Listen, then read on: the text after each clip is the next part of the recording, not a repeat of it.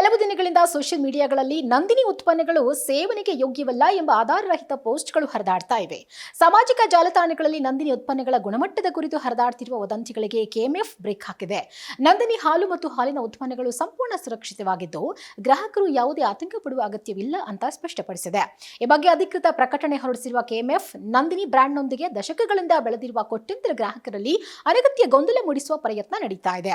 ಇಂತಹ ಸುಳ್ಳು ಮಾಹಿತಿಗಳು ಸತ್ಯಕ್ಕೆ ದೂರವಾದವು ಅಂತ ನಂದಿನಿ ತಿಳಿಸಿದೆ. ಇನ್ನು ನಂದಿನಿ ಉತ್ಪನ್ನಗಳ ತಯಾರಿಕೆಯಲ್ಲಿ ಯಾವುದೇ ರಾಜಿ ಮಾಡಿಕೊಳ್ತಾ ಇಲ್ಲ ಅಂತ ಸಂಸ್ಥೆ ಹೇಳಿದೆ.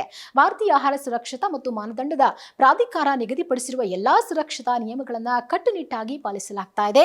ಅತ್ಯಾಧುನಿಕ ತಂತ್ರಜ್ಞಾನ ಮತ್ತು ಸ್ವಚ್ಛ ಪರಿಸರದಲ್ಲಿ ಉತ್ಪನ್ನಗಳನ್ನು ಸಿದ್ಧಪಡಿಸಲಾಗ್ತಾ ಇದ್ದು ಗುಣಮಟ್ಟದ ಪರೀಕ್ಷೆಗಳ ನಂತರವೇ ಮಾರುಕಟ್ಟೆಗೆ ಬಿಡುಗಡೆ ಮಾಡಲಾಗ್ತಾ ಇದೆ ಅಂತ ಪ್ರಕಟಣೆಯಲ್ಲಿ ವಿವರಿಸಲಾಗಿದೆ.